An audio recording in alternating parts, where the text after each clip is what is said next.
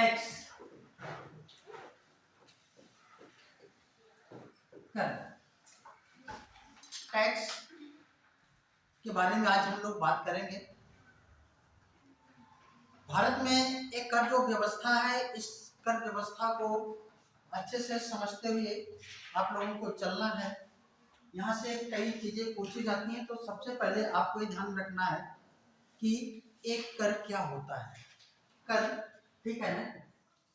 हम लोग टैक्सेशन के बारे में देखेंगे कि कर से संबंधित जितने भी पॉइंट बन सकते हैं, जितने भी क्वेश्चन बन सकते हैं, फैक्चुअल के साथ साथ कॉन्सेप्चुअल भी, कॉन्सेप्ट के आधार पर कभी यहाँ से आपको टैक्स के बारे में इंटरव्यू में भी क्वेश्चन पूछे जाते हैं, वो क्वेश्चन भी आपसे गलत नहीं होने चाहिए। तो चलिए, तो सबसे पहले हम देखें कि कर क्या होता है, टैक्स किसे कहते हैं, है ना। व्हाट इज द टैक्स, है ना। कर किसे कहते हैं। फिर आता है उपकर, उपकर जिसे हम लोग इंग्लिश में सेस कहते हैं। फिर आपको ध्यान में रखना है शुल्क, जिसे हम लोग फीस कहते हैं। क्या कहते हैं बेटा, फीस। फिर आपको ध्यान में रखना है सरचार्ज, जिसे हिंदी में अधिभार कहा जाता है। क्या कहा जाता है, अधिभार।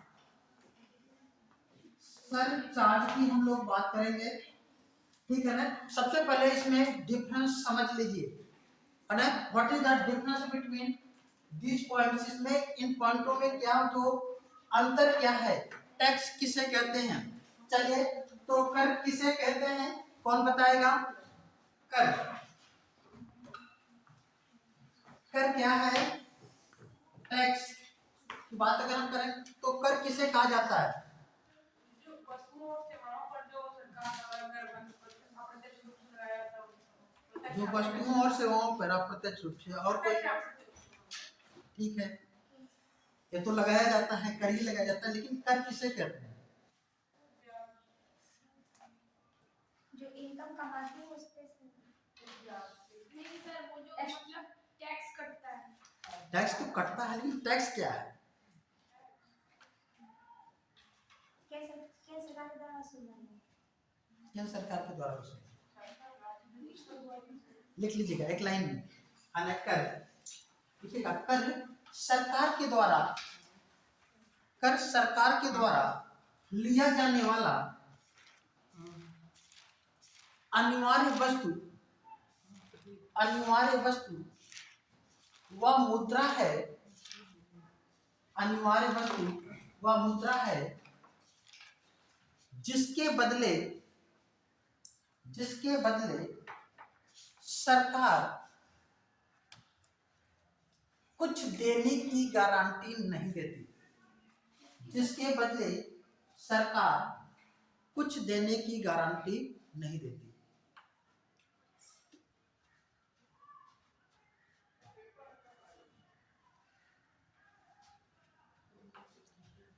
ठीक है ना। इसका मतलब क्या हुआ, इसका मतलब हुआ कि सरकार कोई अनिवार्य रूप से, सरकार कोई अनिवार्य रूप से दिया जाता है।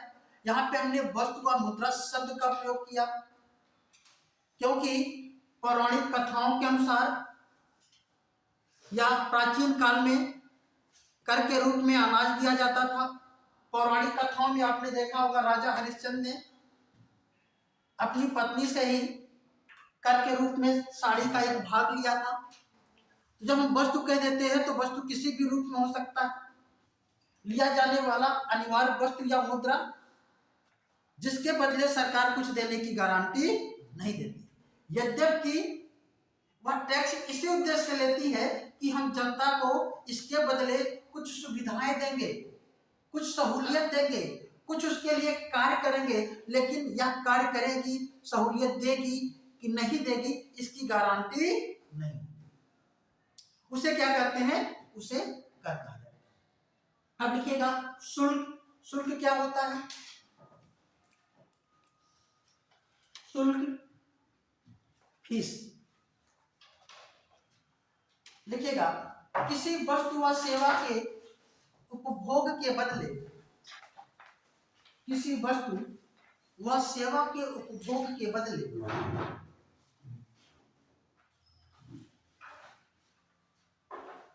दी जाने वाली किसी वस्तु व सेवा के उपभोग के बदले दी जाने वाली अनिवार्य वस्तु या मुद्रा जिससे वह व्यवस्था चलती रहे, जिससे वह व्यवस्था चलती रहे,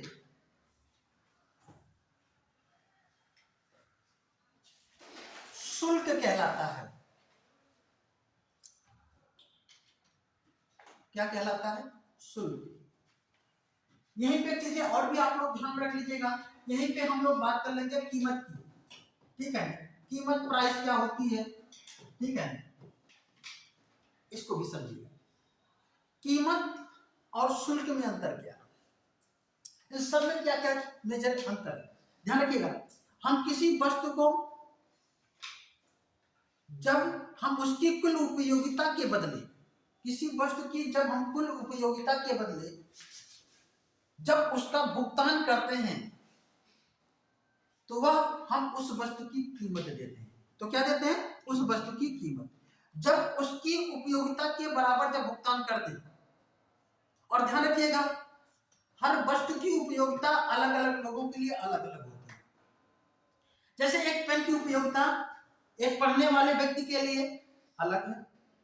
एग्जाम आप देने जा रहे हो और एग्जाम में आपका ब्लैक पेन छूट गया हो, उस 10 रुपए की जो पेन थी उसको 100 रुपए भी देने के लिए, 200 रुपए देने के लिए तैयार हो जाएंगे।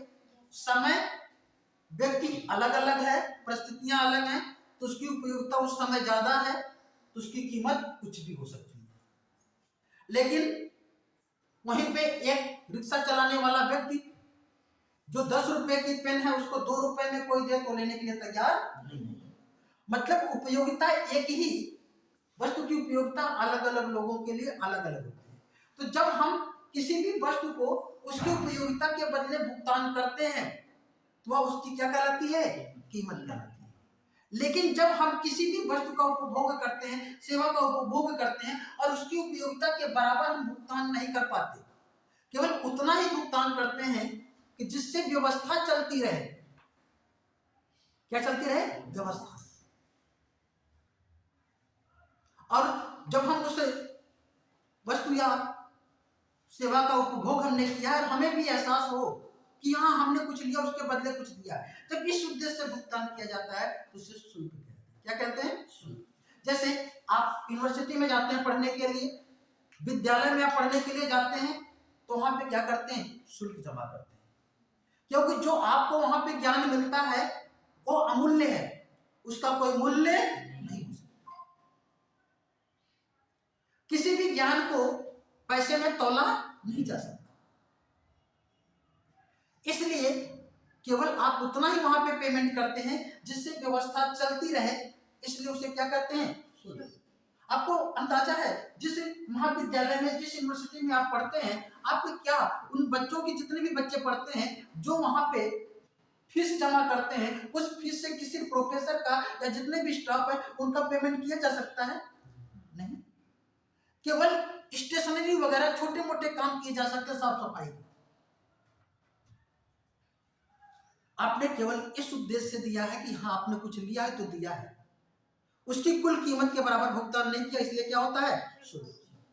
आप एक पार्क में जाते हैं घूमने के लिए, तो पार्क में जब घूमने के लिए जाते हैं तो वहां पे जो देते हैं तो वहां पे कर देते हैं या उसकी कीमत देते हैं या शुल्क देते हैं?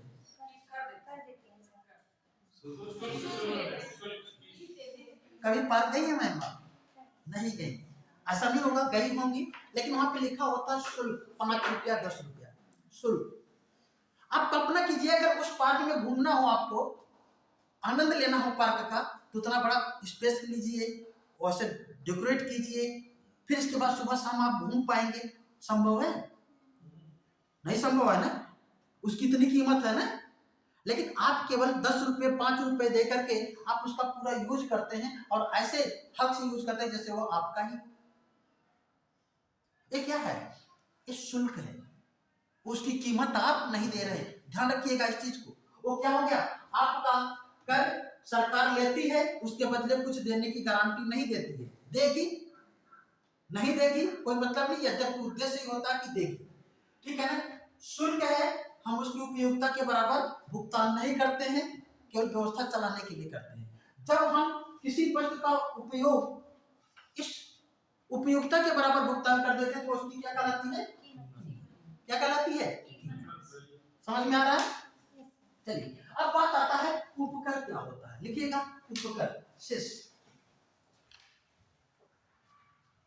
कीमत में सब लिखवा देंगे। लिखवाना इतना भी लिखवाना, हर पॉइंट को लिखवाया जाए, हर पॉइंट नहीं लिखाई जा सकती। लिखना चाहो तो लिख लो, किसी उपयोगिता के बराबर, किसी वस्तु की उपयोगिता के बराबर जो भुगतान किया जाता है उसकी कीमत क्या रहती है। ठीक है ना। ठीक है, ध्यान रखिएगा, हर चीज को लिखवा पाना संभव नहीं है, समझाना आसान है। ठीक है ना, क्योंकि समय भी कम है। बात समझ रहे हैं। टेक्स्ट के लिए हमको केवल अभी तो कहिए कि हम उसमें डाले ही नहीं। ठीक है ना, कि टेक्स्ट पढ़ाया है। ठीक है ना, लेकिन पढ़ा देंगे। ठीक है ना। उपकर क्या है लिख लीजिएगा, शेष लिखिएगा। यह कर आधार पर लगाया जाता है। यह कर आधार पर लगाया जाता है। सरकार इसका प्रयोग किसी विशेष प्रयोजन के लिए करती है। इसका प्रयोग किसी विशेष प्रयोजन के लिए करती है।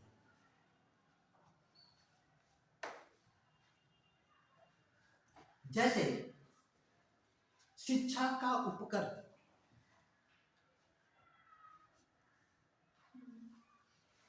ठीक है ना। अब तो शिक्षा का उपकर नहीं लगता, अब तो एक इसमें चला गया है, जीएसटी में हो गया। ठीक है ना, हम लोग उसके बारे में बात करेंगे।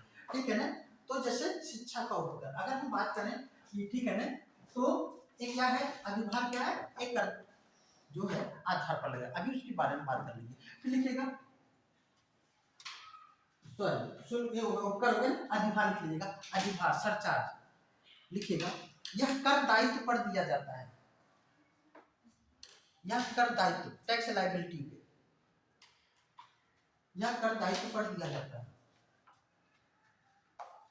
Tax liabilities.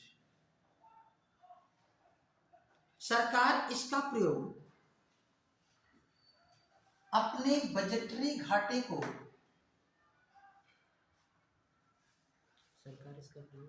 अपने बजटरी घाटे को पूरा करने के लिए करती है।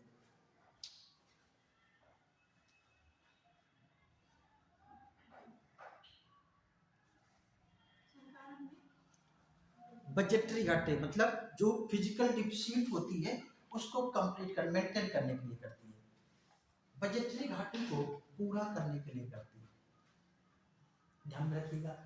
चलिए हम थोड़ा सा एक एग्जांपल लेते हैं। ठीक है ना। जैसे मान लीजिए कोई व्यक्ति है, ठीक है ना, उसकी इनकम ठीक है ना 5 लाख रुपए है। कितनी है? 5 लाख। तो 5 लाख रुपए है तो उसको टैक्स देना पड़ेगा कितना परसेंट?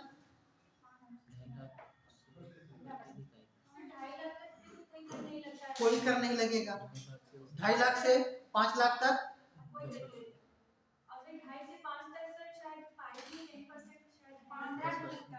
5%। ठीक है ना। हम उस पर सब स्लैब लिखा देंगे। ठीक है ना। जहाँ मान लीजिए कि 2.5 लाख तक उसको छूट है।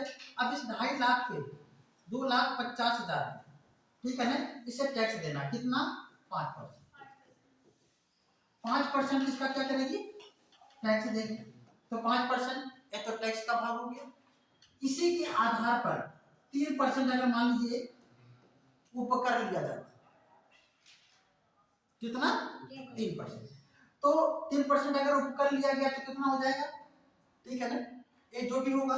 आप ध्यान रखें, अगर हम इसका देखें ये कितना हो जाएगा?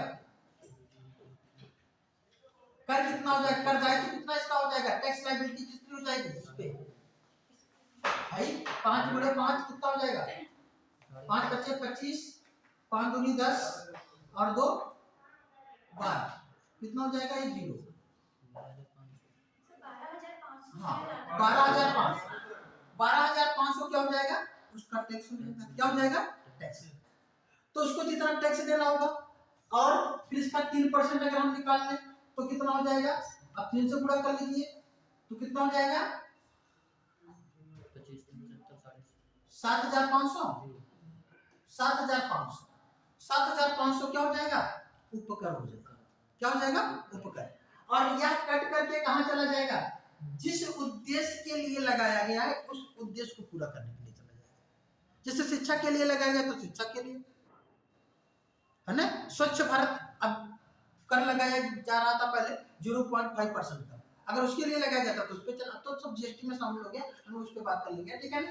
तो ये ऐसे होता है। अच्छा, अगर हम बात करें अधिभार कहाँ पे लगेगा, अधिभार लगेगा कर दायित्व, टैक्स लायबिलिटी। अब जैसे टैक्स लायबिलिटीज कितनी है, 12,500। अब इस 12,500 का कितना माइनस 10% लगा है तो कितना 1250 1250। ये क्या हो जाएगा, ये अधिभार हो जाएगा। ये कहाँ चला जाएगा, ये सरकार के बजट के घाटे को पूरा करने के लिए वहां पे चला जाएगा। और ये कहाँ चला जाएगा, ये वाला ये जिस विशेष मद के लिए लगाया गया वहां पे चला जाएगा। तो ध्यान रखिएगा, एक बात यहाँ पे नोट कर लीजिए, नोट करके लिखिएगा, उपकर एवं अधिभार, उपकर एवं अधिभार सरकार के कर राजस्व के भाग नहीं होते। सरकार के कर राजस्व के भाग नहीं होते, मतलब कर राजस्व के अंतर्गत उसे शामिल नहीं किया जाता। क्वेश्चन कई बार पूछा गया है, इसको ध्यान रखिएगा, एक कर राजस्व के भाग नहीं होते, ठीक है ना। चलिए अब थोड़ा सा कुछ और भी चीजों को हम लोग देख लें कर में ही, ठीक है ना। एक आता है करा घाट, नाम सुना है, हाँ, कराघात। एक होता है करापात, कराघात को इम्पैक्ट कहते हैं।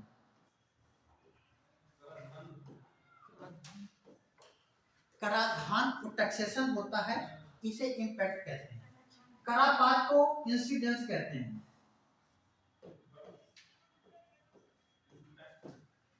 फिर होता है एक कर विवर्तन, कर विवर्तन, टैक्स शिफ्टिंग, एक टैक्स शिफ्टिंग क्या होता है हम लोग बात करेंगे।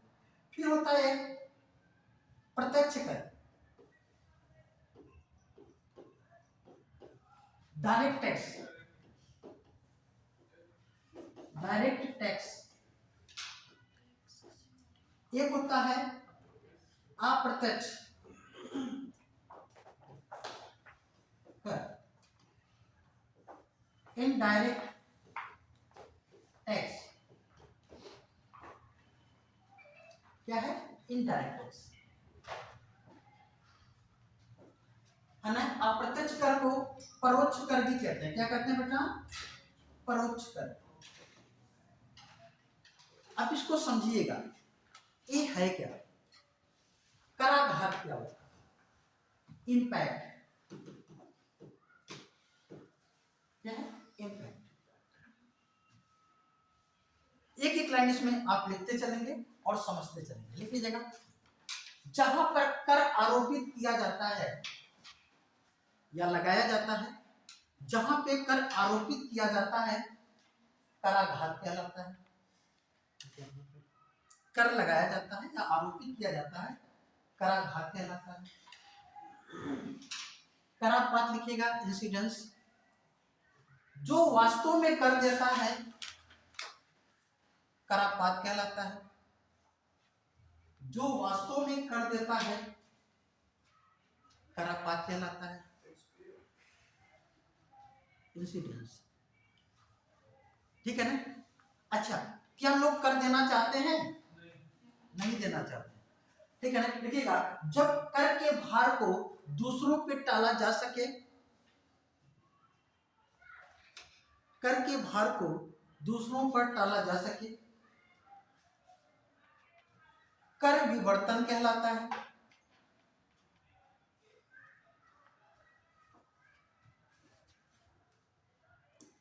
क्या कहलाता है, कर विवर्तन कहलाता है। फिर लिखिएगा, जब कराघात और करापात एक स्थान पर हो, जब कराघात एवं करापात एक स्थान पर हो,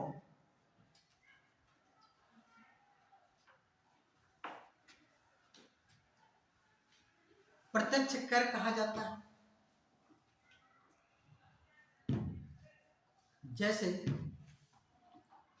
आयकर,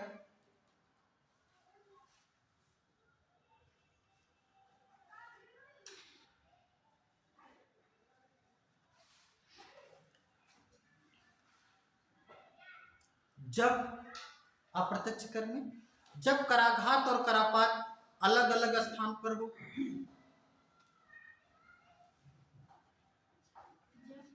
कराघात और करापात अलग अलग स्थान पर हो, अप्रत्यक्ष या परोक्ष कर कहलाता है, इनडायरेक्ट टैक्स।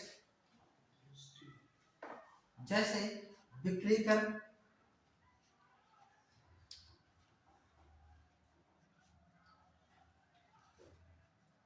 जैसे बिक्री कर। अब इसे समझ लीजिए, ठीक है ना, बेसिक चीज है, इसे समझ लेंगे तो आपको हमेशा के लिए जितने भी टैक्स होंगे समझने में आसानी होगी, ठीक है ना। इंटरव्यू में क्वेश्चन पूछा जाएगा, उसको आप अच्छे से उसका आंसर दे पाएंगे, ठीक है ना। चलिए, तो हम यहाँ पे कराघात कैसे करते हैं, एग्जाम्पल के साथ देखेंगे, ठीक है ना। कराघात का मतलब जिसके ऊपर कर लगाया जाता है उसे क्या कहते हैं, कराघात। करापात का मतलब जो वास्तव में कर देता है। अब दिमाग में आता होगा, सर ये तो कराघात लगाया गया वही तो देगा ना, जी अलग अलग होता है। जो क्या कह रहे हैं, कराघात और ये प्रत्यक्ष कर एक ही जैसे समझ, कराघात और डायरेक्ट टैक्स। अभी समझ लीजिए, कुछ आपको कंफ्यूजन है, कंफ्यूजन में समझ रहा हूँ, ठीक है ना, दूर हो जाएगा, ठीक है ना। करापात का मतलब जो वास्तव में कर देता है वो करापात, ठीक है ना। प्रत्यक्ष कर क्या है, जहां पे कराघात और करापात एक स्थान पर, ठीक है ना। अप्रत्यक्ष कर क्या है, जहां पे कराघात और करापात अलग अलग। जैसे मान लीजिए एक शराब विक्रेता है ना, से कौन है, शराब विक्रेता, वो शराब बेच रहा है। अब शराब बेचने वाले के ऊपर सरकार ने टैक्स लगा दिया, अभी तक टैक्स मान लीजिए नहीं लगा था। सरकार ने कहा कि अगर जो भी शराब बेचेगा पर पाउच है ना, 50 रुपए का पाउच है, ठीक है ना, पर पाउच 10% उसको टैक्स देना होगा। कितना, 10%। अभी तक जितने भी शराबी थे सब 50 रुपए का शराब ले जा रहे थे, कोई दिक्कत नहीं। वो शराब विक्रेता, वो बेचने वाला था और शराबी क्रेता थे। अब इस पे जैसे ही 10% टैक्स लगा तो अब क्या किया, शराब बेचने वाले ने कहा भैया इस पे टैक्स लग गया, सरकार ने टैक्स लगा दिया। कितना, 10%, 50 रुपए का 10% कितना होगा, 5 रुपए। इसने क्या किया, 50 प्लस 5 जोड़ दिया, हो गया 55, उसकी कीमत कर दिया 55। टैक्स किस पे लगा था, विक्रेता के ऊपर। अब वो लेगा किससे, क्रेता से, क्रेता से लेगा। इसका मतलब इंपैक्ट कौन था, कराघात कौन था, विक्रेता। करापात वास्तव में कौन हो रहा है, क्रेता। अगर एक प्रक्रिया हो रही है तो इसे क्या कहेंगे, अप्रत्यक्ष। क्या कहेंगे, अप्रत्यक्ष। यहाँ पे कराघात और करापात क्या होगा, अलग अलग। तो जहां पे आपको ध्यान में रखना है, जिसको लगाया जा रहा है अगर वो वास्तव में दे रहा है कि वास्तव में नहीं दे रहा है, ठीक है ना। तो जो आपका बिक्री कर था वो कैसा था, अप्रत्यक्ष कर, हमने आपको लिखा था अप्रत्यक्ष कर में बिक्री कर। कराघात क्या हुआ, आपको मालूम है कि जहां पे लगाया गया कराघात, और जो वास्तव में कर दिया करापात। अप्रत्यक्ष कर में आयकर, आप जो है पढ़ाई कर रहे हैं, कल नौकरी मिल जाएगी और आपके पास 10 लाख रुपए हर साल आ रहे होंगे और आपके ऊपर अब टैक्स लगेगा। अगर आपके ऊपर टैक्स लगेगा तो कराधान कौन होंगे? आप होंगे। क्या आप कह सकते हैं कि कर मैं नहीं दूंगा, मेरे पापा देंगे, मेरा भाई देगा? नहीं कर सकते ना, आप ही को देना होगा करने। तो अब ऐसे में टैक्स की शिफ्टिंग हो पाएगी? नहीं।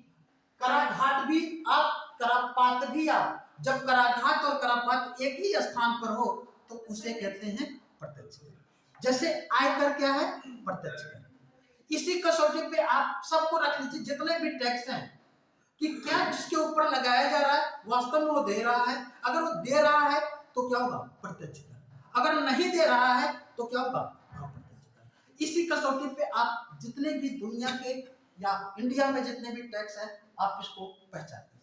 सर फिर जीएसटी वगैरह सब इसके अंदर ये तो इनडायरेक्ट टैक्स है। चलिए, जीएसटी, जीएसटी का भुगतान आप करते हो या विक्रेता करता है? तो विक्रेता ही करता है। ज्यादातर नहीं, वही करता है। वही करता ही करता है। करता वो है, लेकिन देते कौन है? तो कौन सा कर होगा? ये सब इनडायरेक्ट है। इनडायरेक्ट।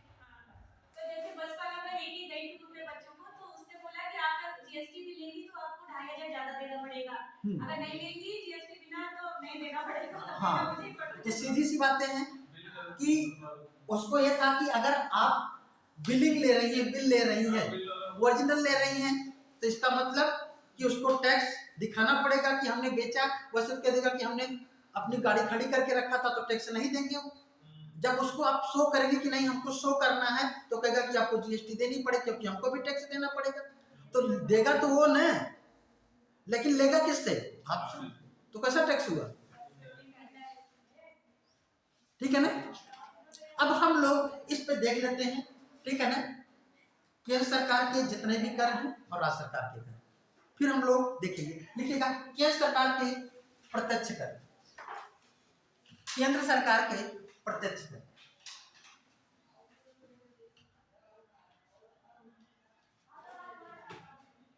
लिखिएगा आयकर, इनकम टैक्स, निगम कर, कारपोरेशन टैक्स, संपत्ति कर, वेल्थ टैक्स,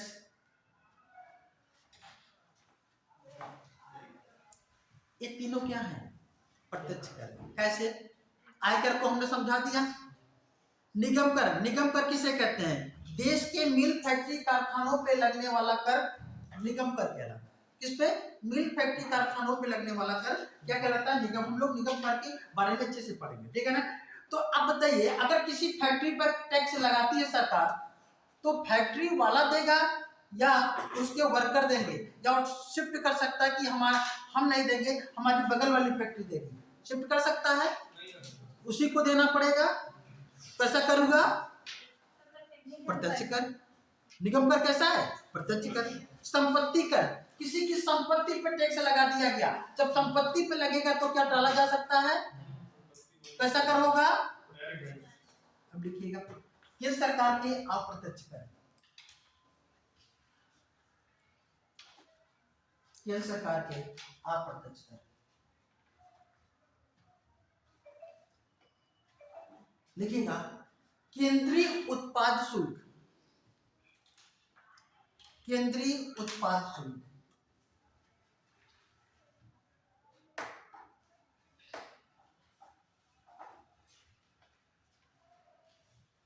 फिर लिखिएगा सेवा कर, सीमा कर, सीमा कर या सीमा शुल्क। हमने आपको बताया था सीमा कर और सीमा शुल्क दोनों एक ही जैसे हैं। और सीमा कर की अगर हम बात करेंगे तो क्या होगा? ये वैन नहीं, ये क्या है? वैन है। हम कर नहीं लगा सकते, पावर टैक्स नहीं लगा सकते, तो हम उसके स्थान पे क्या कहते हैं? हम सीमा शुल्क लेते हैं। हमने बताया था आप लोगों को, चर्चा किया होगी, ठीक है ना। तो सीमा कर या सीमा शुल्क, ठीक है ना। तब इसको समझ लीजिए। अब इसमें क्या होगा? जैसे केंद्र सरकार ने किसी वस्तु के उत्पादन पर कर लगाया, कि कोई भी व्यक्ति है, मान लीजिए एक शराब विक्रेता है, शराब का उत्पादन करता है, क्या करता है? शराब का उत्पादन। तो सरकार ने कह दिया कि आपको टैक्स देना होगा अगर आप इसका उत्पादन करेंगे। वही नहीं, किसी भी वस्तु के उत्पादन पर सरकार ने टैक्स लगा दिया कि जो उत्पादन करेगा वो टैक्स देगा। तो क्या करेगा? जो टैक्स देने वाला व्यक्ति है वो क्या करेगा? उसी वस्तु में उसकी कीमत को लगेगा तो किसके ऊपर? उत्पादनकर्ता के ऊपर। लेकिन देगा कौन? जो उस वस्तु को खरीदेगा, जो वस्तु को खरीदेगा। तो उत्पाद शुल्क क्या हो गया? टैक्स की शिफ्टिंग हो गई। टैक्स की शिफ्टिंग हो गई। कर विवर्तन क्या है? कर विवर्तन अपना भार दूसरों पे टाल देना, यही तो कर विवर्तन है। तो ध्यान रखिएगा, अप्रत्यक्ष कर में कर विवर्तन होता है और प्रत्यक्ष कर में कर विवर्तन नहीं होता, ये भी ध्यान रखिएगा, ठीक है ना। और ध्यान रखिए, तब जो उत्पाद शुल्क हो गया, क्या हो गया? अप्रत्यक्ष कर। सेवा कर क्या है? अप्रत्यक्ष कर। सरकार ने कहा कि कोई भी व्यक्ति अगर इस सेवा का उपयोग करेगा तो उसे क्या देना होगा? टैक्स देना होगा। जैसे जब आप रेस्टोरेंट में जाते हैं तो उस रेस्टोरेंट में क्या है? रेस्टोरेंट में कौन व्यक्ति टैक्स ले सकता है, कौन व्यक्ति टैक्स नहीं ले सकता। उसमें डिफाइन है कि अगर कोई भी ऐसा रेस्टोरेंट जो अपने रेस्टोरेंट में एसी का प्रयोग करता है वो सर्विस टैक्स देगा। आप गए रेस्टोरेंट में और वहां पे खाना खाते हैं और वो एसी नहीं चलाया है तो आप उसे सर्विस टैक्स देने से मना भी कर सकते हैं। लेकिन अगर ऐसे ही मान लीजिए उसने कहीं पे एसी नहीं लगा होगा तो आपको सर्विस टैक्स देने की जरूरत नहीं पड़ती। वो क्या करता है? वो सीधा कहता है कि 90 रुपए का डोसा और 12 रुपए सर्विस टैक्स, 102 रुपए, ऐसे तो बोलता है ना। तो आप 102 रुपए का भुगतान करते हैं। सर्विस टैक्स तो देना है तो उसको देना है, लेकिन ले किससे रहा है? आपसे ले। तो सेवा कर या किसी भी प्रकार की सेवा का जो कोई व्यक्ति ले रहा है तो उस पर टैक्स दिया जा रहा है, तो वही देता है जो व्यक्ति उसका उपभोग कर रहा है, ठीक है ना। फिर क्या है? आपको हमने बताया था, अगला क्या था? सीमा कर। सीमा कर या सीमा शुल्क जो देश की सीमाओं पर वस्तुओं के आवागमन पर जो टैक्स लगाया जाता है और लिया जाता है। मान लीजिए कोई विदेशी है हमारे देश में लाकर के वस्तु को बेच रहा है, 100 रुपए का वस्तु को बेच रहा था, सरकार ने कहा 20% आपको टैक्स देना होगा, तो क्या करेगा? 100 रुपया प्लस 20 रुपये, 120 रुपए में। अब सामान कितने में बेचेगा? 120 रुपये में। लगाया किसके ऊपर गया? विक्रेता के ऊपर। और दे कौन रहा है? यहाँ की खरीदने वाली जनता। टैक्स की शिफ्टिंग हुई तो क्या होगा? वह अप्रत्यक्ष कर होगा। जीएसटी, एक और भी लिख लीजिएगा, जीएसटी वस्तु एवं सेवा कर, गुड एंड सर्विस टैक्स।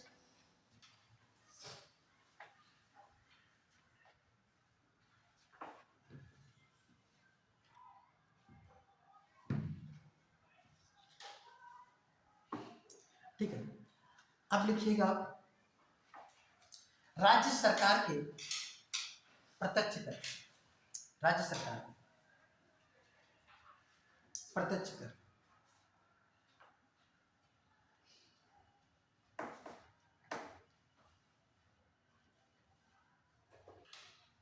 पहला लिख लीजिएगा कृषि कर। कृषि कर कृषकों के ऊपर लगता था कि आप किसानी करेंगे तो आपको टैक्स देना होगा।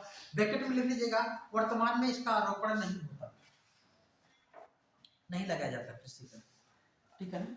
लेकिन राज्य सरकार कृषि पे कर लगा सकती है। फिर लिखिएगा वर्तमान में नहीं लगाया, आरोपित किया जाता। फिर लिखिएगा होटल प्राप्तियों पर कर। होटल प्राप्तियों पर कर, ये क्या है?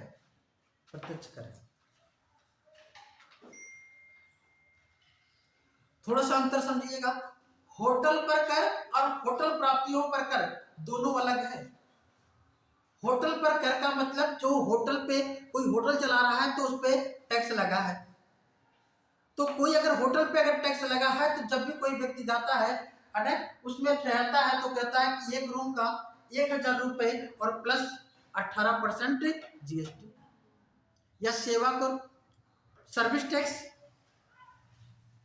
जब उस पर 18% लगा देता है तो क्या करता है, 1000 प्लस 180 रुपए और टोटल आपको भुगतान करना पड़ता है 1180 रुपए। लगा किस पे है टैक्स? होटल पे। किस पे लगा है? होटल पे। भुगतान कौन कर रहा है? होटल में रहने वाला। एक ऐसा कर है, अप्रत्यक्ष कर है, इनडायरेक्ट टैक्स है। होटल पर लगने वाला कर अप्रत्यक्ष कर, क्योंकि वहां सेवा कर लग रहा है।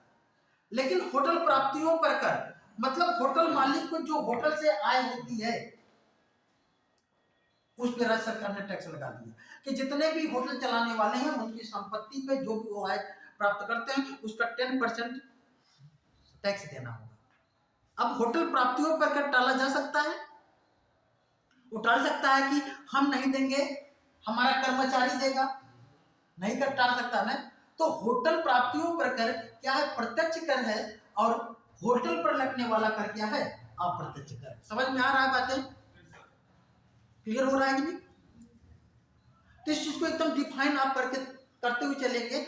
बस केवल इतना ही, एक ही चीज है कि अगर जिसके ऊपर लगाया जाए वो दे रहा है तो प्रत्यक्ष कर, और जो नहीं लगाया गया और वो नहीं दे रहा है तो क्या है? अप्रत्यक्ष कर। का शिफ्टिंग हो रही है, कर विवर्तन हो रहा है। अब लिखिएगा राज्य सरकार के अप्रत्यक्ष कर।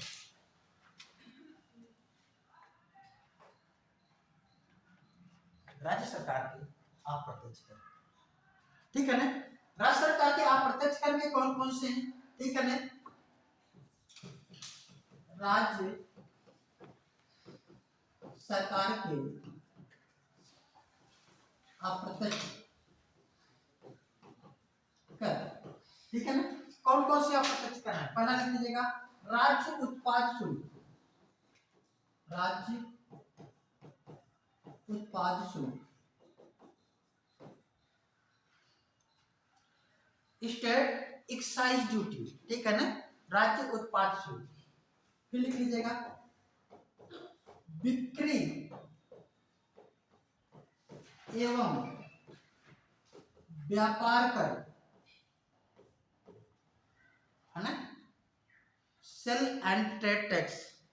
और ध्यान रखिएगा राज्य सरकार को सबसे ज्यादा कर राजस्व की प्राप्ति इसी कर से होती थी, ठीक है ना, जीएसटी के पहले, है ना। सबसे ज्यादा कर राजस्व की प्राप्ति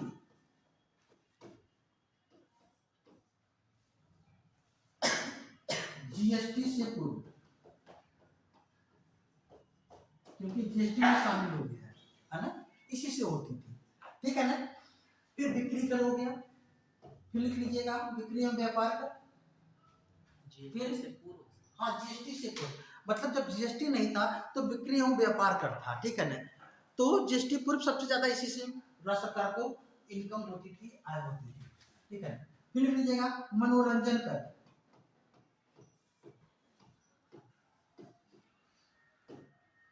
फिर लिख लीजिएगा विज्ञापन कर।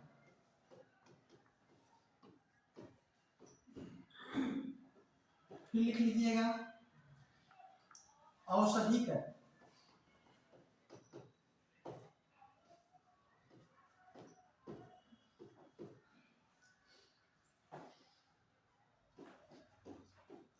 रोजगार कर।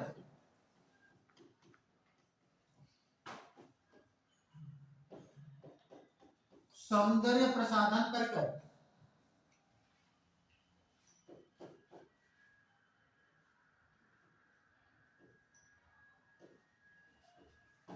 सौंदर्य प्रसाधन पर कर। ये सभी क्या है? स्टेट गवर्नमेंट लगाती है, ठीक है ना। और सभी इनडायरेक्ट टैक्स, ठीक है ना। स्टेट गवर्नमेंट के केवल 2 डायरेक्ट टैक्स, ठीक है ना। चलिए यहाँ पे देखिए क्या क्या है। राज्य उत्पाद शुल्क मतलब जैसे केंद्र सरकार कर लगाती थी, कौन सा कर लगाती थी? केंद्रीय उत्पाद शुल्क लगाती थी कि केंद्र जो है वस्तुओं के उत्पादन पर कर देना। वैसे राज्य सरकार के भी लोग चले जाते थे, कहते थे कि भैया हमको राज्य उत्पाद शुल्क थी। तो राज्य उत्पाद शुल्क कैसा था? अप्रत्यक्ष कर। क्यों? क्योंकि लगाया गया उत्पादनकर्ता के ऊपर, लेकिन देगा वास्तव में उसको खरीदने वाला। ठीक है ना। बिक्री एवं व्यापार कर अभी हमने बताया था।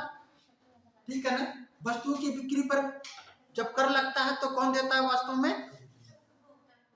उपभोक्ता देता है, क्रेता देता है। विक्रेता पे वो लगाया जाता है, देता कौन है? क्रेता। मनोरंजन कर किसी भी मनोरंजन वाली वस्तु पर लगाया जाने वाला कर मनोरंजन कर कहलाता है। जैसे सिनेमा हॉल में टिकट पे कर वेरी गुड। अभी जो है सिनेमा हॉल में चले जाइए तो उसका पता लगा कि 250 रुपए का टिकट है और पता लगा कि उस पर टैक्स लगा है तो 300 रुपए का होगा। उस पर लिखा होता है उसके टिकट पर इंक्लूड ऑफ ऑल टैक्स।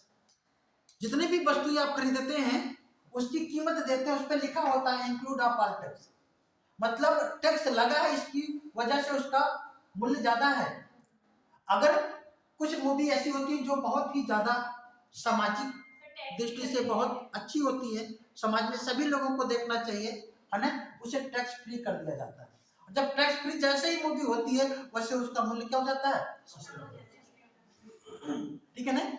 तो मूवी भी देखते हैं कि नहीं आप लोग? Yes sir. देखना अच्छी बात है। ठीक है ना। ज्यादा देखना एक गलत बात है। ठीक है ना। ज्यादा नहीं, और जो समाज के लिए अच्छी मूवी हो, और जैसे सत्याग्रह मूवी अच्छी आपको लगेगी। ठीक है।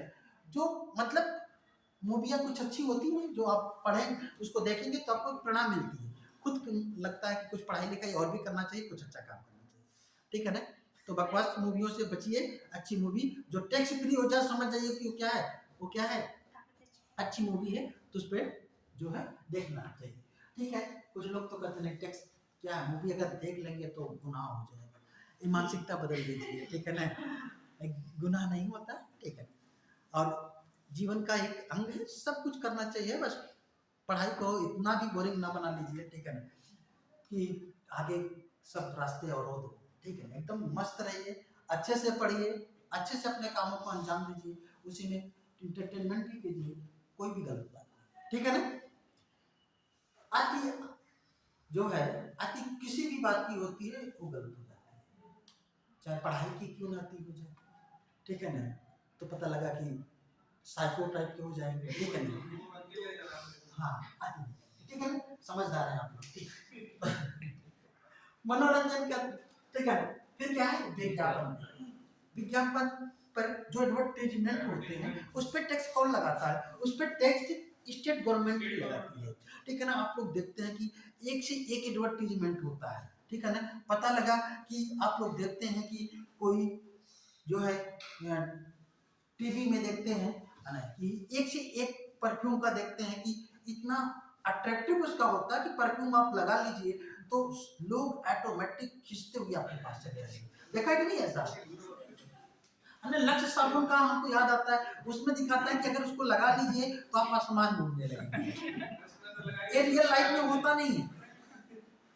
और एक कोई बाइक है, उस बाइक पे दिखाता है कि उसको लेकर के कहीं पे चौराहे पे खड़े हो जाइए तो कोई पीछे से आकर के बैठ जाता है ना। ये भी देखा होगा आप लोगों ने। ठीक है ना। उस बाइक का मुझे नाम नहीं मालूम है, लेकिन ध्यान रखिएगा, अगर उस बाइक की अगर आप लोग डिमांड करते हैं पापा से, पापा भी देखते हैं टीवी, ठीक है ना, तो समझ जाते हैं कि इस बाइक की डिमांड क्यों हो रही है। ठीक है ना। तो सब सावधानी से, ठीक है ना, वैसे ही पेश करो। ठीक है ना। तो ये है आपका विज्ञापन का। ठीक है बेटा। कैसा करें? लगाया जाएगा तो विज्ञापन बनाने वाली कंपनी पे, वो कंपनी वाला कहेगा कि भैया देखिए इतना विज्ञापन का खर्च है, इतना आपको टैक्स भी देना होगा, टोटल मिलाकर के आपको इतना पे करना होगा। तो कैसा होगा? अप्रत्यक्ष कर। ठीक है ना। औषधि कर, दवाइयों पर जो टैक्स लगते हैं उसे क्या कहते हैं? औषधि कर। कुछ दवाइयाँ ऐसी होती हैं जो टैक्स फ्री होती हैं, वो अपेक्षाकृत क्या होती हैं? सस्ती होती हैं। हाँ, जेनेरिक दवाइयाँ जितनी भी हैं वो क्या होती हैं? Tax free. ठीक है ना। और फिर क्या है? रोजगार का परक कर। ठीक है ना। बहुत सी ऐसी संस्थाएं चल रही हैं जो लोगों को रोजगार प्रोवाइड कराती हैं। ठीक है ना। तो आप लोग सुन रहे होंगे कि बहुत ढेर सारी नौकरियां आउटसोर्सिंग से होती हैं। वो आउटसोर्सिंग क्या है? वो जो एक कंपनी है वो लोगों को ट्रेन करती है, लोगों को डाटा रखती है, फिर लोगों को रोजगार दिलाती है, उनके ऊपर भी टैक्स लगता है। तो कैसा होगा? वो उनके ऊपर टैक्स लगेगा रोजगार का। वो जिनको रोजगार दे रहे हैं उनसे फिर फीस लेते हैं कि भैया हम आपको तो देंगे लेकिन इतना पैसा लेंगे, क्योंकि हमको भी टैक्स देना होता है। ठीक है ना। सौंदर्य प्रसाधन पर कर, इस पे तो ज्यादा लगना चाहिए। ठीक है ना।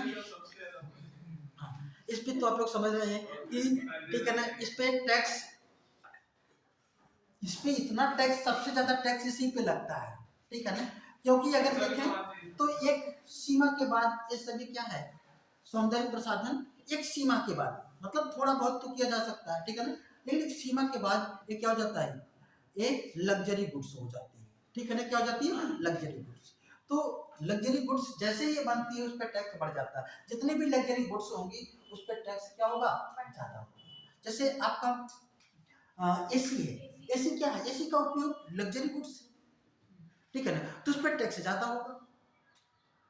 कार क्या है, कार पर टैक्स ज्यादा इसलिए होता है क्योंकि लग्जरी गुड्स के रूप में मानी जाती है। लेकिन उसी ट्रैक्टर पे टैक्स कम होगा क्योंकि लग्जरी नहीं है, वो आवश्यक है।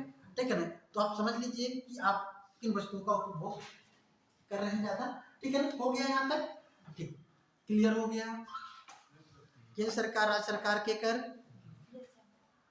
ठीक, प्रत्यक्ष कर। अब जितने भी कर हो इसी पे आप कसौटी पे कस लीजिए, सभी कर क्या हो जाएंगे, आपको क्लियर हो जाएंगे कि ये प्रत्यक्ष है या अगर आपको ये भी थोड़ा सा कठिन लग रहा हो, इम्पैक्ट इंसिडेंस, इस पे अगर कठिनाई हो रही है तो इतना ध्यान रखिएगा, ऐसे कर जो देते समय मालूम चले, एहसास हो, देते समय एहसास हो, उसे प्रत्यक्ष कर कहते हैं। और जिसका एहसास ना हो उसको अप्रत्यक्ष कर कहते हैं।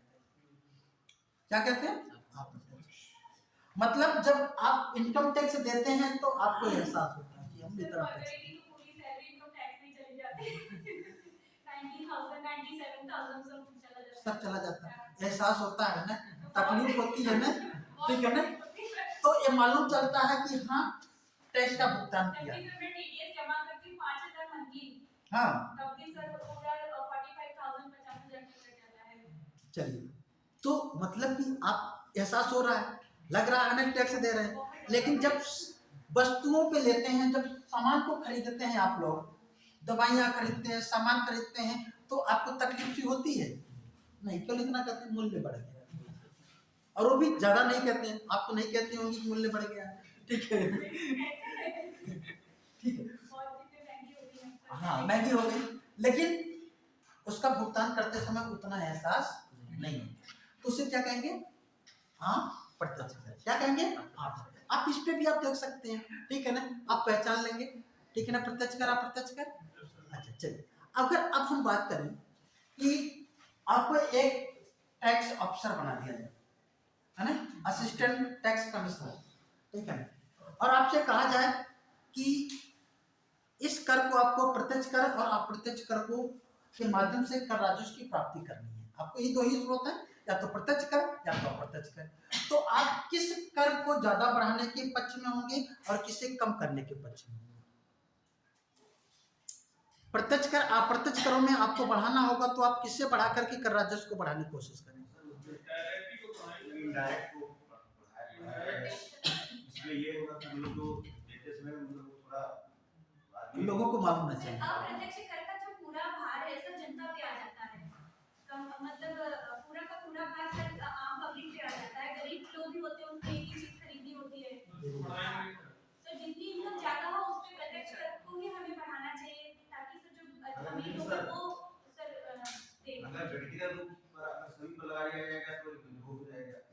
एक आवाज है तो व्यक्तिगत नहीं भाई, हम केवल दो कहें, आपके पास दो विकल्प है, एक तो प्रत्यक्ष कर और दूसरा अप्रत्यक्ष कर, और आपको कर राजस्व बढ़ाना है, तो आप किसको बढ़ाने के पक्ष में होंगे।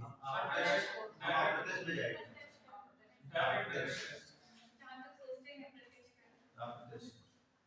अभी आप सही जा रहे थे, फिर गलत हो गई रास्ते पे। अभी आप बता रहे थे, ठीक है, ध्यान रखिए, जब भी आप सिविल सेवा में जाएंगे तो आप एक संवेदनशील अधिकारी के रूप में होंगे। संवेदनशीलता आपकी होनी चाहिए। जब हम इसमें सही आंसर होगा प्रत्यक्ष कर को बढ़ाएंगे। किसको, प्रत्यक्ष कर।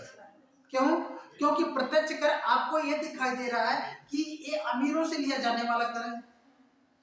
आयकर कौन देता है? गरीब। निगम कर कौन देगा? गरीब। बिल फैक्ट्री वाला देगा। संपत्ति कर कौन देगा? गरीब। सब। लेकिन अगर हम अप्रत्यक्ष कर की बात करें तो इसका मतलब जो वस्तुओं पे लगने वाला कर है वो अप्रत्यक्ष कर है, और उसको अगर हम बढ़ा देंगे तो अमीर को तो कोई फर्क नहीं पड़ेगा, लेकिन जो गरीब है उसकी दाल और रोटी चलना मुश्किल हो जाएगी। तो हम ऐसा कोई काम ना करें कि जिससे कि गरीबों के ऊपर बर्डन पड़े। तो आप क्या कोशिश करेंगे? आप कहेंगे सर सीधी सी बात है कि कोशिश ये करेंगे कि हम प्रत्यक्ष कर को बढ़ाएं, ठीक है ना, और अप्रत्यक्ष कर को कम करें। लेकिन ये पॉसिबल नहीं है, ठीक है ना। अक्सर आप देखते हैं कि कर अगर बढ़ाया जाता है तो अप्रत्यक्ष कर को बढ़ा दिया जाता है, महंगाई बढ़ती जाती है, प्रत्यक्ष कर को नहीं बढ़ाया जाता। दरअसल में जितने भी जागरूक लोग हैं, टैक्स पे लोग जितने भी हो, जागरूक लोग हैं ना, एक कहिए कि एडिट क्लास के लोग हैं, समृद्ध लोग हैं, अगर उनके टैक्स को बढ़ा दिया जाएगा तो लोग बगावत कर देंगे, और बगावत करेंगे और जनता को अपने साथ ले लेंगे, और जनता के ऊपर टैक्स बढ़ेगा, कहेंगे कोई बात नहीं महंगाई है, जनता कुछ बोलेगी नहीं। आप देख रहे हैं ना, इसीलिए आप इस चीज को समझिएगा, करना तो चाहिए किसको? प्रत्यक्ष कर को बढ़ाना, आप प्रत्यक्ष कर को कम करना चाहिए, लेकिन जो है सिचुएशन कुछ और ही होती है। आपको ये भी तो देखना पड़ेगा कि हम किसका कर बढ़ा रहे हैं। पर उसका कर बढ़ा दिए तो बवाल हो जाए, उसको ऊपर कर बढ़ा दिए थोड़ा सा धीरे से तो उसको पता ही नहीं चला, तो इधर जाता है इधर ही जाता है। और मैं आपको बताऊं, अच्छा हमारे कुल कर राजस्व में, हमारे कुल कर राजस्व में ध्यान रखिएगा, हमारी जो जीडीपी है कुल जीडीपी का लगभग, ठीक है, कभी क्वेश्चन आ जाए कि कुल जीडीपी का लगभग कर राजस्व का योगदान कितना है कुल जीडीपी में, तो ध्यान रखिएगा लगभग 10%। कितना? कुल जीडीपी का, जीडीपी में कर राजस्व का योगदान लगभग में है, मैं बता रहा हूं, ध्यान रखिएगा, लगभग कितना बेटा? 10%। एक कभी 10.4 हो जाता है, 10.6 हो जाता है, ठीक है ना, 2 हो जाता है, 9.8 भी हो जाए, तो मान लीजिए कि लगभग 10% है। और इस 10% में ध्यान रखिएगा एक कर है प्रत्यक्ष कर और दूसरा क्या है? अप्रत्यक्ष। ठीक है, अप्रत्यक्ष कर 2007 के पहले, 2007 के पहले हमारे कुल कर राजस्व में जो प्रत्यक्ष कर था उसका योगदान कम था और अप्रत्यक्ष का योगदान ज्यादा था।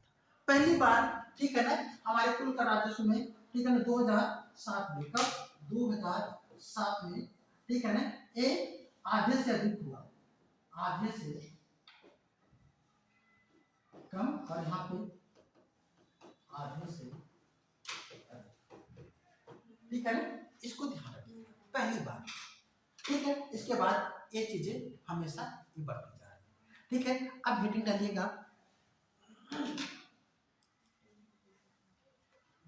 हेडिंग डालना है आपको, कर के प्रकार, कर के प्रकार,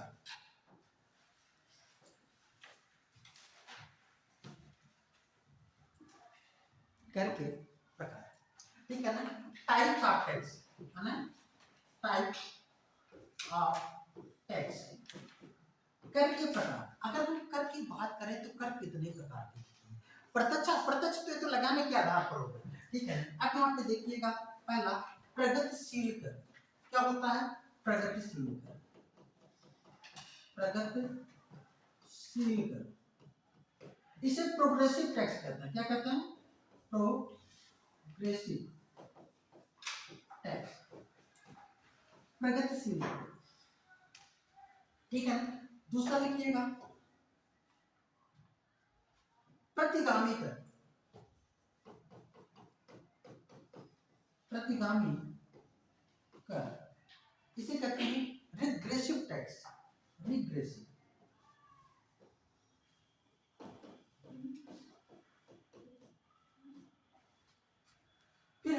अनुपातिक कर,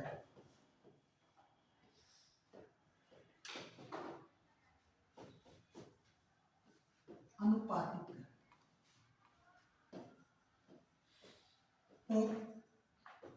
प्रोपोर्शनेट टैक्स, क्या है इसका प्रोपोर्शनेट? हाँ प्रोपोर्शनेट टैक्स। फिर लिख लीजिएगा चौथा,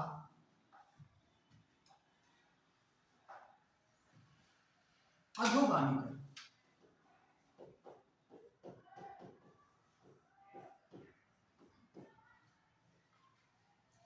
इसे कहते हैं डिग्रेसिव टैक्स, डिग्रेसिव,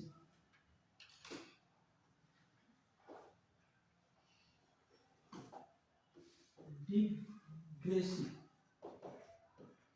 टैक्स, एक टाइप का टैक्स। इसको आपको समझते चलना है, एक एक लाइन लिखते चलना है। और ध्यान रखना, ये जो कर है, इस कर को पूरे विश्व के देशों में आरोपित किया जाता है। अलग अलग देशों में अलग अलग तरीके से आरोपित किया जाता है। एक डिपेंड करता है उस देश की अर्थव्यवस्था और उस देश की अर्थव्यवस्था का स्वरूप, और सरकार कैसी है, सरकार का भी स्वरूप, और ये भी देखना पड़ता है कि वहां पे लोगों की आबादी कैसी है, गरीब कैसे है, अमीर कैसे है। इस चीज को आप अच्छे से समझिएगा। सबसे पहले हम बात करेंगे प्रगतिशील, ठीक है ना, प्रगतिशील कर, ठीक है। प्रगतिशील कर में क्या होता है, यहाँ पे ध्यान रखिएगा, एक फिगर हम ऐसे लेते हैं प्रगतिशील कर। प्रगतिशील कर में क्या होता है, यहाँ पे ठीक है, जो कर की दर होती है वो आय बढ़ने के साथ साथ, आय बढ़ने के साथ साथ कर की दर में क्या हो जाती है, वृद्धि। तो ये यहाँ की क्या होगी, आय में वृद्धि, increasing of tax, increasing of income, और यहाँ पे टैक्स, ये क्या होगा, ये टैक्स होगा। ये मान लीजिए अगर हम यहाँ पे 10, 20, 30, ठीक है, इसको समझिए। तो इसमें क्या होता है, अक्सर इस प्रकार का कर कहाँ पे लगाया जाता है, प्रगतिशील कर, ठीक है। लिख लीजिएगा, इस प्रकार की आय में आय बढ़ने के साथ कर की दर में वृद्धि होती जाती है। इस प्रकार की आय में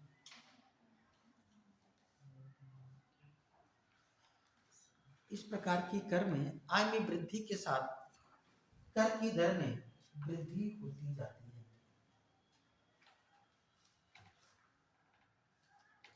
एक कल्याणकारी राज्य में इसी प्रकार का कर दिखाई देता है।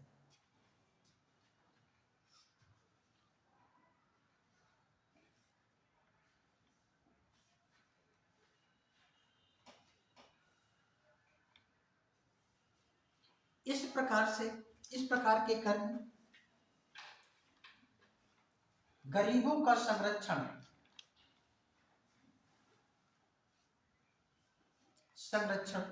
होता है,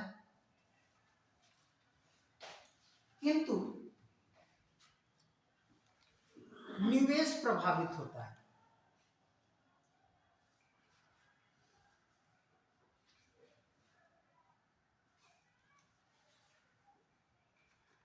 क्या होगा, निवेश प्रभावित होगा, ध्यान रखिएगा। अब यहाँ पे क्या हुआ, यहाँ पे कहा गया कि ये आपका टैक्स, कुछ ऐसे लोग हैं जिनके ऊपर कर ही नहीं लगा, जो गरीब हैं जिनको टैक्स ही नहीं देना। 2.5 लाख से नीचे के लोगों को टैक्स देने की जरूरत नहीं है, लेकिन जैसे 2.5 लाख से ऊपर के लोगों को उनको टैक्स दिया जाएगा। एक एग्जांपल लीजिए, पहले 10%, फिर और भी ज्यादा अमीर हो गए, और भी आय हो गई तो 20%, और भी आय हो गई तो 30%। मतलब आय बढ़ने के साथ साथ कर की दर में क्या होती जाती है, अच्छा ऐसा होगा तो क्या होगा, यहाँ पे देखेंगे गरीबों को तो क्या होगा, प्रोटेक्शन होगा, लेकिन अमीरों को अपनी आय का एक बहुत बड़ा भाग टैक्स के रूप में देना पड़ेगा। ये तो अच्छी बात है कहेंगे, लेकिन अगर अमीरों से हम टैक्स के रूप में उनसे आय ले ले सरकार, तो क्या करेंगे, वो निवेश करेंगे? निवेश नहीं करेंगे, बल्कि एक समय के बाद वो उत्पादन करने में भी संकोच करेंगे। कहेंगे कि सरकार क्या करेगी, सरकार तो इसका एक हिस्सा तो अपने पास रख लेती है, क्या करें, रहने दो, कमी रहेगा, ठीक है, ठीक है ना। इसका मतलब यहाँ पे निवेश क्या होता है, हतोत्साहित होता है किसमें, प्रगतिशील कर। अब लिखिएगा प्रतिगामी कर। प्रतिगामी कर में, प्रतिगामी कर, ठीक है ना। इसमें क्या होता है,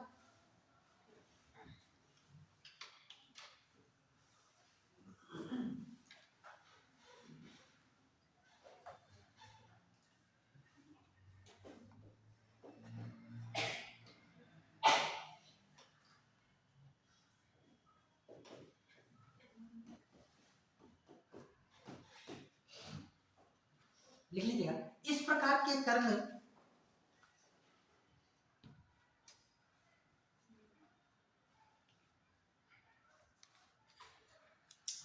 आय बढ़ने पर कर की दर में कमी होती जाती है, कर की दर में कमी होती जाती है। इस प्रकार की कर व्यवस्था में बचत निवेश अधिक दिखाई देता है।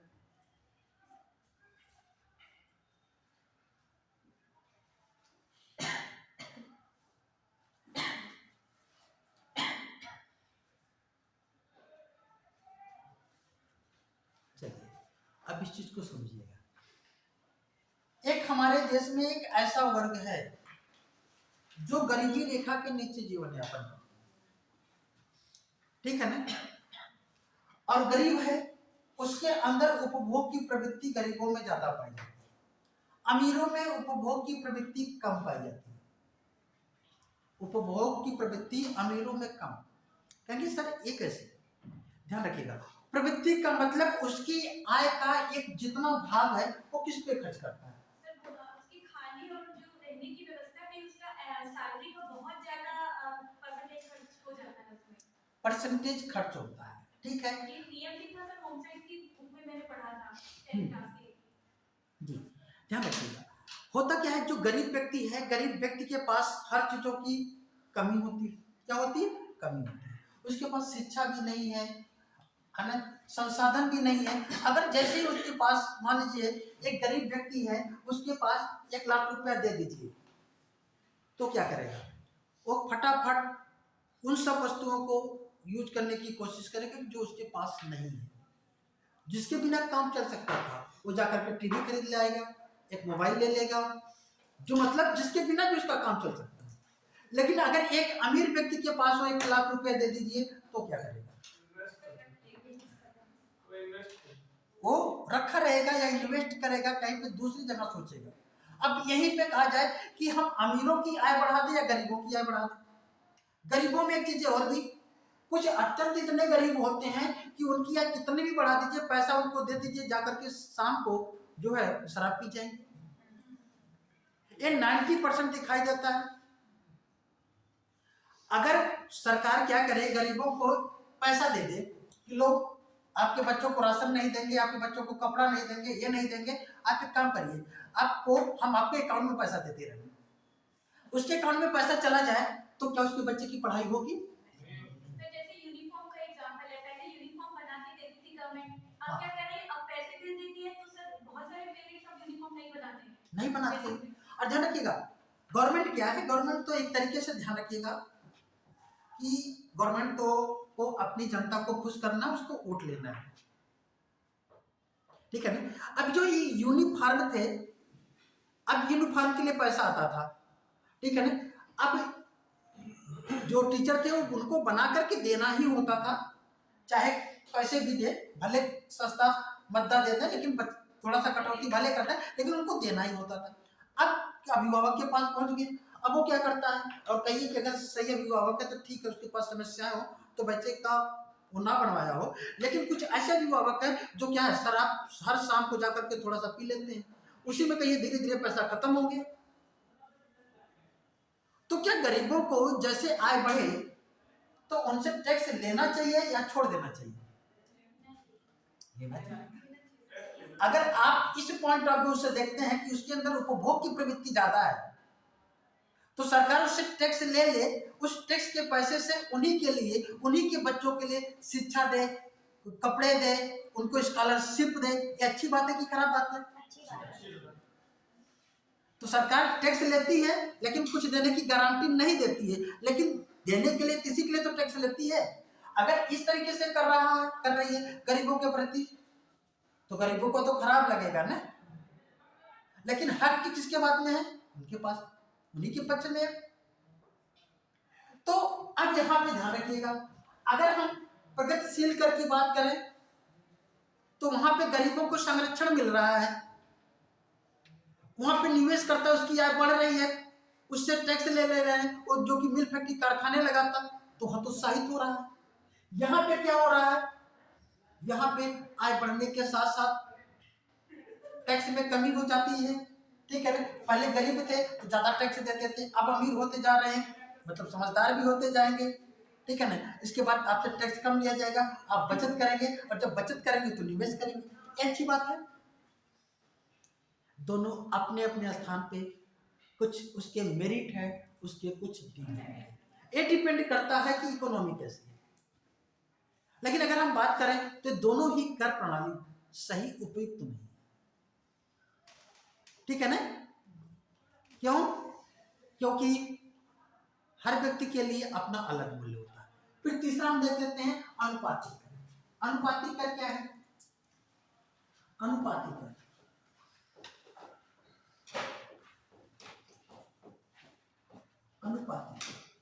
अनुपातिक कर में क्या कहा गया? कहा गया कि इसमें कर की दर फिक्स कर दी जाए, हर व्यक्ति को कितना देना हो? 10%। कितना? 10%। चाहे वह गरीब हो, अमीर हो, कोई भी हो, उससे उतना ही कर लिया जाए, एक निश्चित 10% सभी को कर देना है।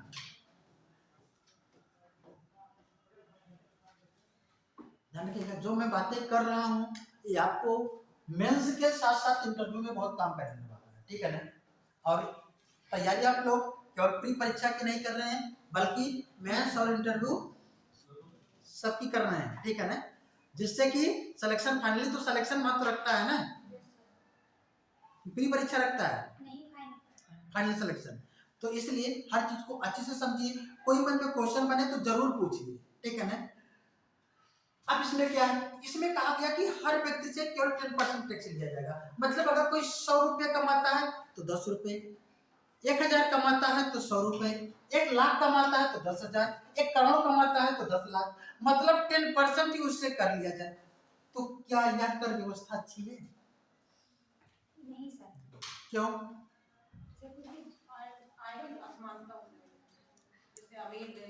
जैसे मान लीजिए एक व्यक्ति 1000 कमाता है, उससे 10% लिया गया, और एक व्यक्ति 1 लाख कमाता है, उससे भी 10% लिया गया। दिक्कत क्या है? सर अमीर अमीर होते चले जाएंगे। तो क्या करना चाहिए? ज्यादा लेना चाहिए।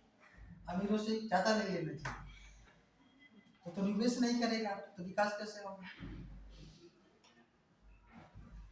तो गरीबों से ले लेना चाहिए।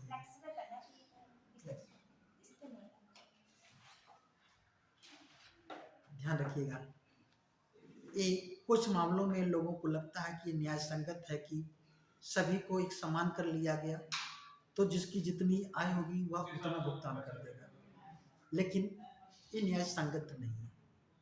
दिखेगा आपको क्यों न्याय संगत नहीं है। ध्यान रखिएगा, जिसके पास रुपया कम होता है उसके पास रुपये की वैल्यू ज्यादा होती है, जिसके पास ज्यादा होता है उसके पास रुपये की वैल्यू कम होती है। एक व्यक्ति है, उसकी सैलरी 1 लाख रुपए पर मंथ है, उससे 10,000 रुपया ले लिया जाता है, उसको उतना नहीं जो है तकलीफ होगी। लेकिन अगर एक व्यक्ति है 1000 रुपया कमाता है, उससे भी 10% ही लिया जाता है, 100 रुपया लिया जाता है, लेकिन उसको 100 रुपया बहुत लगेगा। बात समझ रहे हैं? क्योंकि ये जो है ये भी डिपेंड करता है कि उसकी वैल्यू। अब जैसे अभी अयोध्या राम मंदिर का निर्माण हो रहा था, अभी वहां पे मुकेश अंबानी साहब गए हुए थे, ठीक है ना, उन्होंने 2.5 करोड़ रुपए दान दे दिए। वो उनके पास था, उनके लिए 2.5 करोड़ की कोई वैल्यू नहीं है, दान दे दिया। लेकिन एक सामान्य व्यक्ति है, वो 2,500 रुपया दान नहीं दे सकता। वो तो ये सोचेगा कि मैं जा करके दर्शन करके भगवान का चला आऊं, वही बड़ी बात है। तो ध्यान रखिएगा, एक भी अनुपातिक कर भी अच्छा नहीं है। आगे हम देखते हैं, तीसरा है अधोगामी कर। ठीक है ना, क्या है अधोगामी?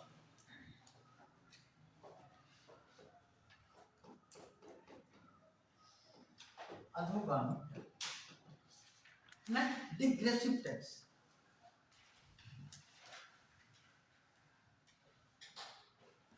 अधोगामी कर, डिग्रेसिव टैक्स, ठीक है ना। इसमें क्या है, ध्यान रखिएगा, इसमें आप देखेंगे, लिख लीजिएगा, प्रगतिशील कर, प्रगतिशील कर प्लस अनुपातिक कर।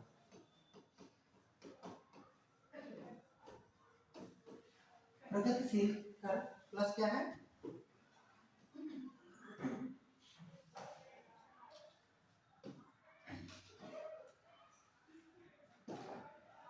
ठीक है ना। कहने का मतलब कुछ सीमा तक प्रगतिशील और इसके बाद क्या हो जाए, अनुपातिक हो जाए। ठीक है ना, लिख लीजिएगा, भारत में आयकर, भारत में आयकर इसी श्रेणी का कर है। भारत में आयकर इसी श्रेणी का है। आप लोग देख सकते हैं, पहले क्या होता है, अगर हम देखेंगे यहाँ पे इस तरीके से, पहले जैसे जैसे आय बढ़ती जाएगी, 2.5 लाख तक तो किसी को कर देने की जरूरत नहीं। 2.5 लाख से फिर ऊपर जैसे जाता है 5%, 10%, 15%, 20%, 30%, है ना।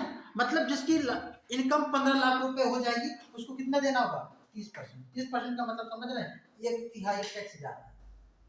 कितना, 1/3। लेकिन 15 लाख के ऊपर 20 लाख हो जाए, 50 लाख हो जाए, 1 करोड़ हो जाए, आपको 30% ही देना है। इसका मतलब यहाँ पे क्या किया गया, यहाँ पे गरीबों को प्रोटेक्शन किया गया। आय बढ़ने के साथ लोगों की क्या है, आयकर में वृद्धि तो की गई, लेकिन एक सीमा के बाद क्या किया गया, उसको फिक्स कर दिया गया। मतलब कि अब आपको उससे ज्यादा कर नहीं देना है। अगर 10 करोड़ की इनकम हो जाए तब भी आपको क्या 30% ही देना है, और 15 लाख की इनकम हो तब भी 30% देना है। तो इसका मतलब एक सीमा के बाद हम यहाँ पे लोग निवेश करने लगते हैं, और जब वो निवेश होता है तो उस निवेश में सरकार चाहती है कि लोग बचत करें, निवेश करें, क्योंकि इस लेवल तक पहुँचते पहुँचते लोग समझदार हो जाते हैं, उनके पास सुख सुविधाएं हो जाती हैं। ठीक है ना। तो इस तरीके से आज आप लोगों को हमने टैक्स के बारे में बताया। क्या क्या देखा आप लोगों ने, कर क्या होता है ना, कर, शुल्क, उपकर, अधिभार में अंतर क्या होता है, ठीक है ना।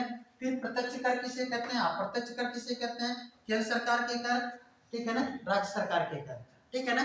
फिर कर के कितने प्रकार होते हैं, बहुत सी चीजें आज आप लोगों ने कॉन्सेप्चुअल लेवल पे देखा, ठीक है ना। मुझे उम्मीद है कि यहाँ तक आप लोगों को समझ में आ गया होगा, ठीक है ना। किसी को कोई क्वेश्चन पूछना है, पूछ सकता है, कुछ पूछना है पूछ सकता है।